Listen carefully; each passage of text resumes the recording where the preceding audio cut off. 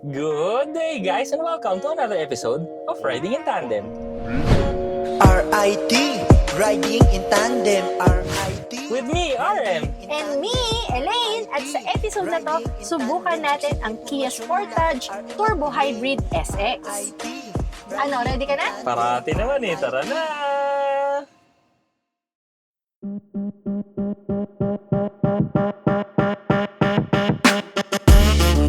Ang makina nito ay 1.6-liter turbocharged hybrid gasoline engine. May maximum power ito na 235 PS at may maximum torque naman na 367 Nm. Ang battery capacity nito ay 1.49 kWh at ang EV range ay 35 km. Ang combined range naman ay more than 1,000 km. Pasalamat muna tayo sa sponsor ng ating video, ang Atto Sport. Ito ang Atto Sport, the world's most innovative mobility scooter. Pwedeng itupi, pwedeng hilahin, pwedeng paghiwalayin. May leather seats at grips. Illuminated ang LCD dashboard. May mga ilaw for visibility. At pwedeng lagyan ng armrest. Mabilis din itong i-assemble.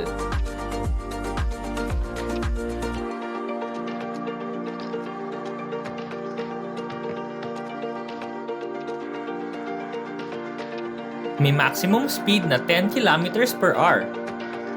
Shock absorbing at flat free ang gulong. Mataas ang ground clearance. Naka-disc brakes. Pwede rin itong dalhin for land, sea, and air travel.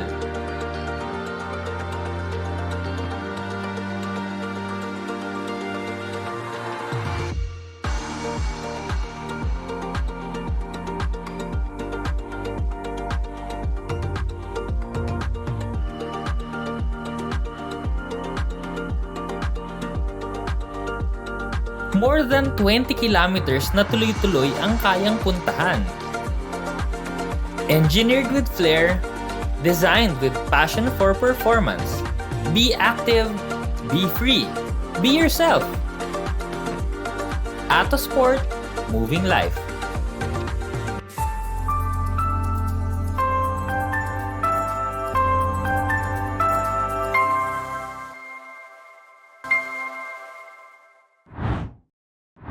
Eto na nga, subukan na natin itong bagong Kia Sportage. Itong Kia Sportage, medyo malapit talaga sa puso namin kasi nagkaganito rin kami. 2011, tapos 8 years na tumagal sa amin. At ang masasabi ko lang, sulit na sulit sa amin to. Napakagandang sasakyan, pero ngayon, ito na ang bagong version. Dati kasi 2-liter na gasoline engine, pero ngayon turbo hybrid na.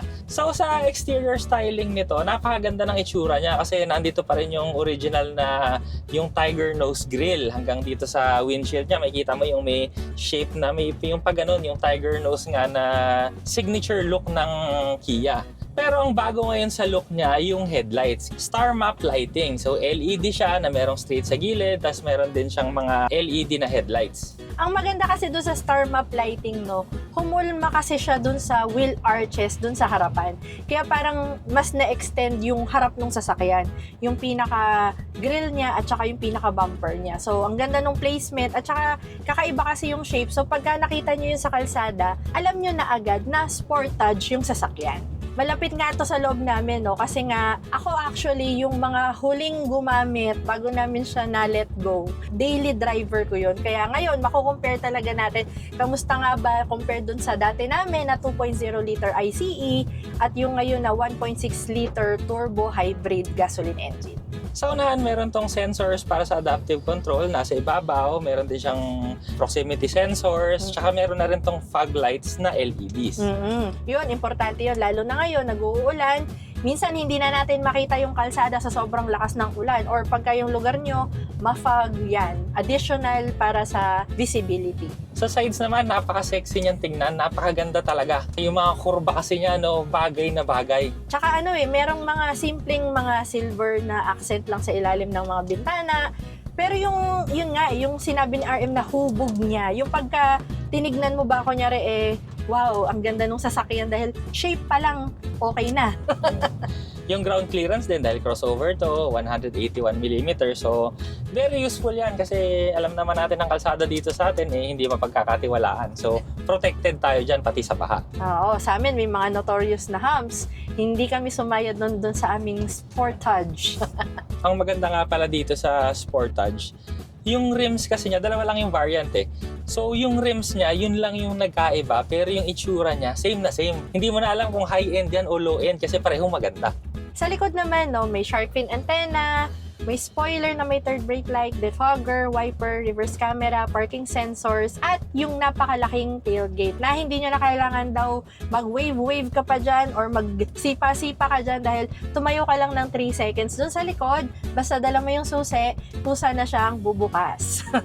Ang cargo area din, napakaluwag. Ganyan naman talaga yung kalakasan ng ng Sportage kasi dati punong-puno namin yan lalo na nung baby pa si Ka. So gamit na gamit Oo. yan.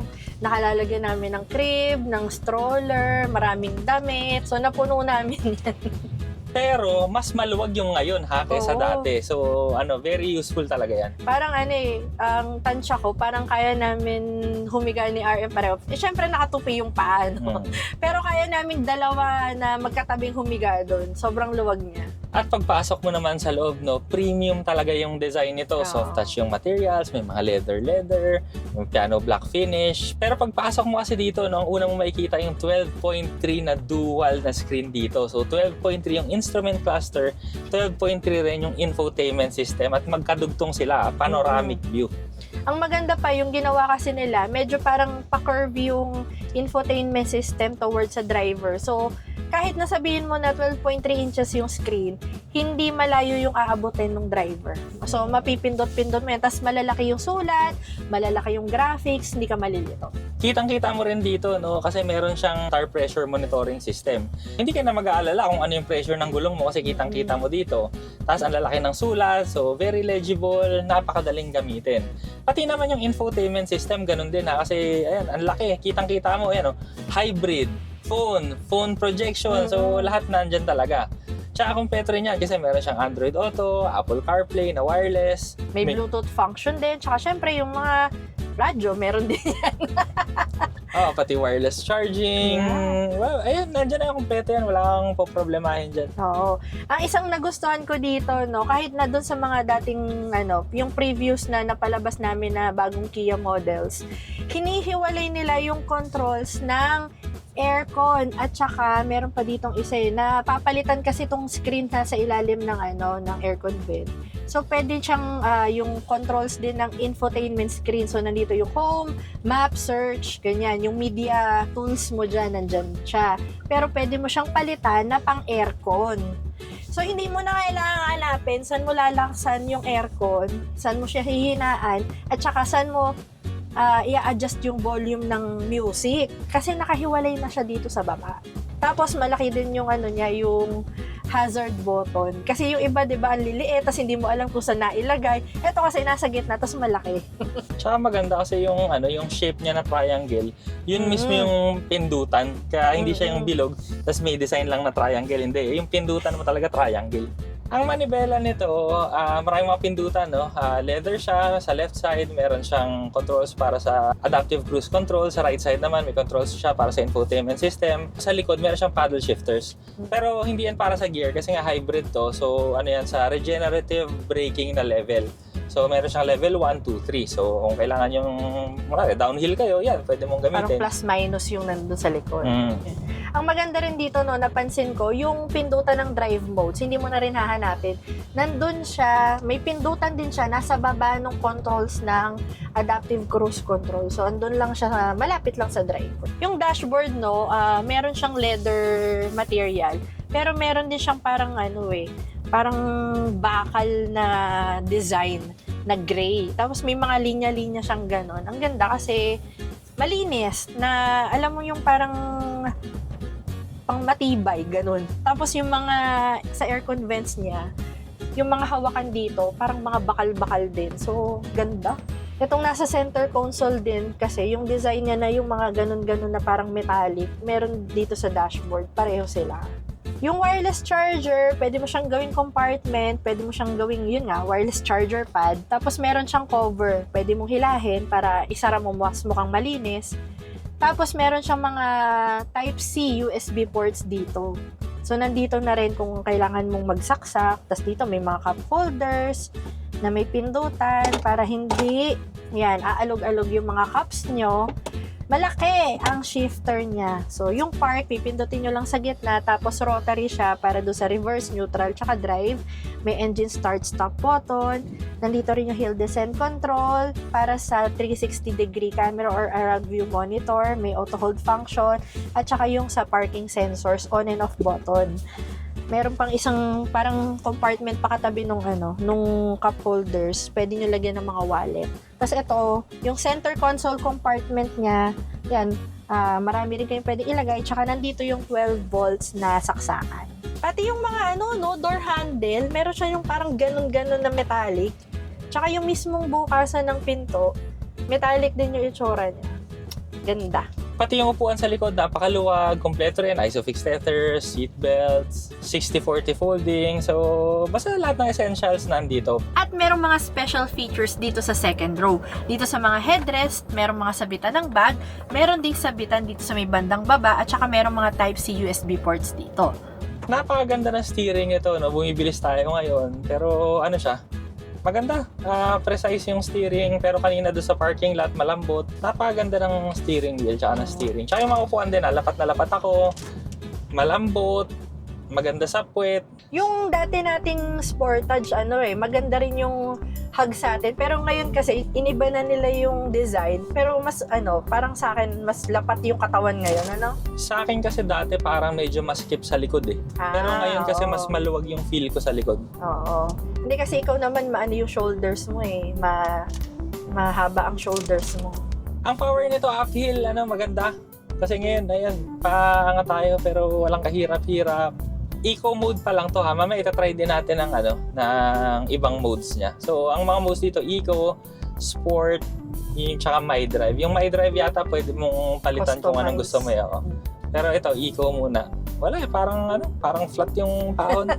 Walang kahirap-hirap yung makina. So ngayon naka-Eco mode lang tayo. Tapos try lang natin yung power niya ng mabilisan. So, let's go. Malakas. Malakas yung power nito. Malakas yung power niya, dire-diretso kayo acceleration. Malakas na banayad, yung linear. So hindi yung bigla hindi ganun. Yung maganda yung bigay sa kanya yung social na komportableng social acceleration, ganun yung feel. Pero mabilis. As in makaka-overtake ka nito no problem. Sa eco mode pa lang yun. So, i-try din natin yung sport mode. Paunahin ko lang muna sila ng konti. Hindi kayo magkakamali kasi yung screen magiging pula. Oh. So, naka-sport ka. Pag green, naka-eco ka. Go. Grabe. Basta malakas. Ito may mga nasubukan na kami na talagang bibiglain ka. Ito, banayad pa rin, pero alam mo, mas baon ka na dun sa umpisa kaysa dun sa eco. Mako-compare mo rin talaga yung power. Hindi ka pa rin niya tatakutin. Ganon. At saka hindi masakit sa katawan. Tsaka minsan kasi, alam mo yung pagka sobrang lakas ng unang bigay, masakit sa leeg. Ito, parang relax ka pa. Actually, mas maganda yung ganito kasi hindi ka mapapagod mag-drive. Ayun nga. Nandyan yung power, pero yun nga, linear, maganda. Yun nga lang, hybrid electric vehicles. Siguro kanina narinig mo, merong konting yung revolution, naririnig nyo siguro ng konti. Pero okay lang naman siya, tahimik pa rin siya, refined yung makina. Pero ganun kasi talaga pagka HEV, may maririnig mo na konti yung engine talaga.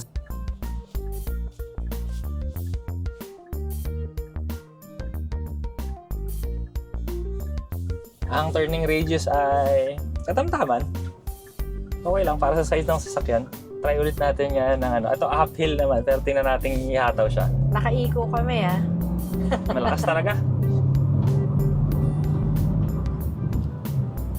Wala, kahit pataas, patag.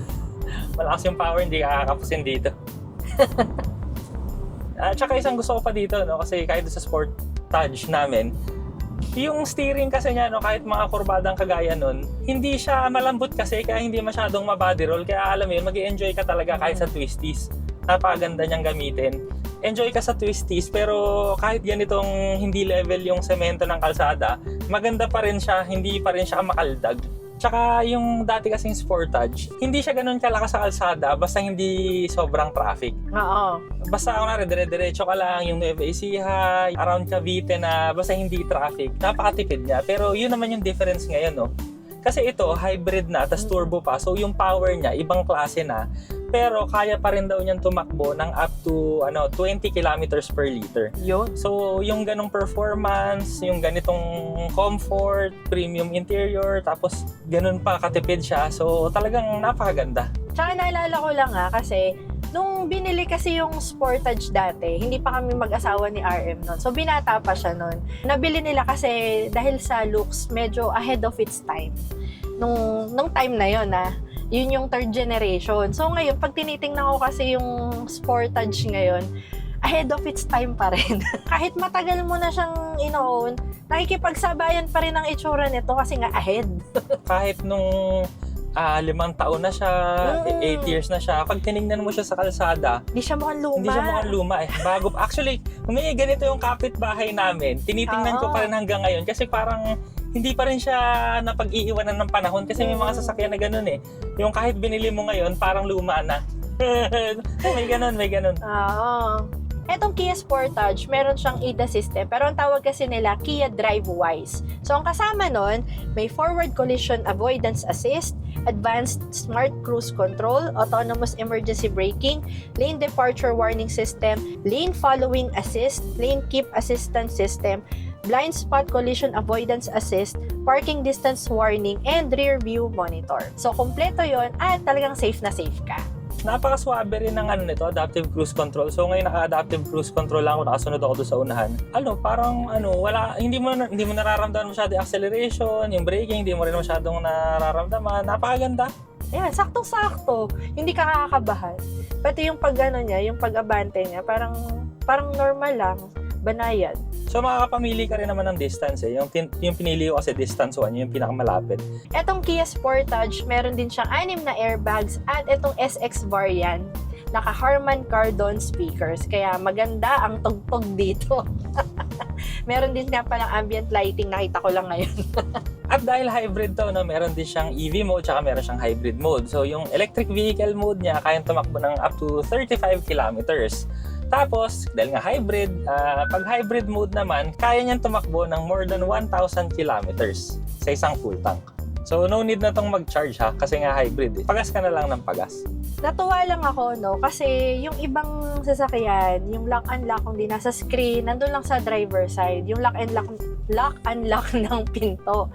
Dito kasi, tabi nung controls ng window, merong lock at saka unlock din dito sa passenger. Kaya hindi ka nagaganon.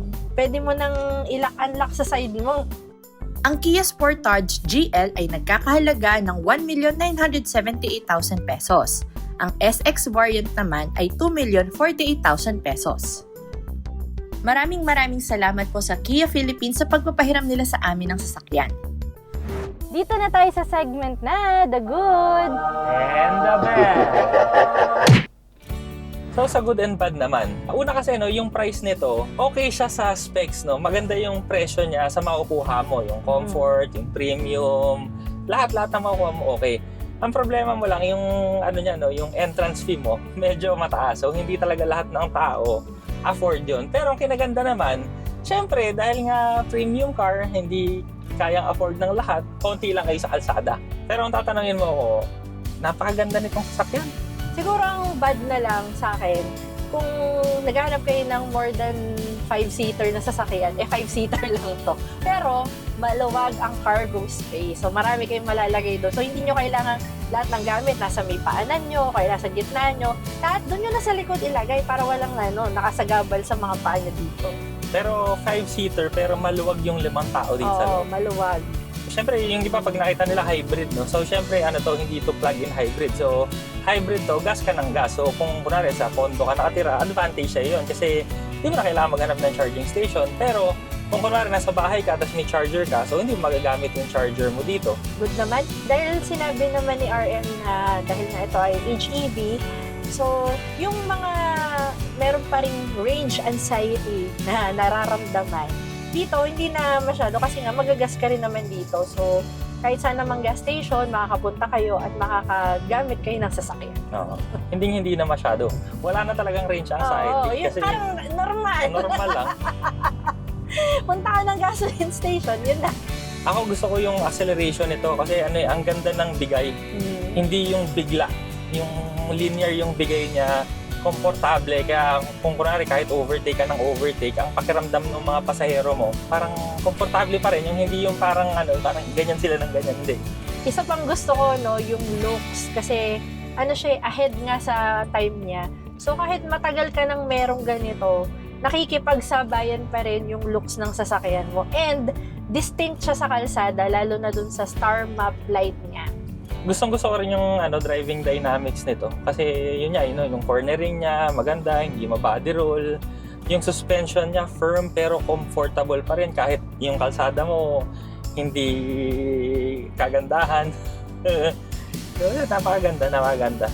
Kung naghahanap kayo ng premium na sasakyan na talagang timeless yung itsura, matipid, at saka yung driving dynamics, mai-inlove kayo kagaya namin, subukan nyo na tong Kia Sportage. Ito na lahat eh. So, para sa akin, ang bentahe mo lang talaga dito, yung hindi kayo sobrang dami sa kalsada. Tapos, syempre, yung brand, yung Kia. So, kami, experience namin sa Kia, napakaganda. Doon sa Sportage, hindi kami na problema sa pyesa, napagkakatiwalaan namin, hindi naman kami tumirik. So, yun, as previous owners din ng Kia. So, yun, yung brand, okay sa amin yung brand. So yun, kung gusto nyo rin subukan to at gusto nyo maging kakaiba naman sa iba, try nyo rin to. Pwede naman kayong mag-test drive. Maraming salamat sa panonood. Sana nag-enjoy po kayo at may natutunan kayo sa video namin. O, next video na! RIT, riding in tandem. RIT, riding in tandem. RIT, riding in tandem. Siksik na impormasyon mula kay RM at Elaine.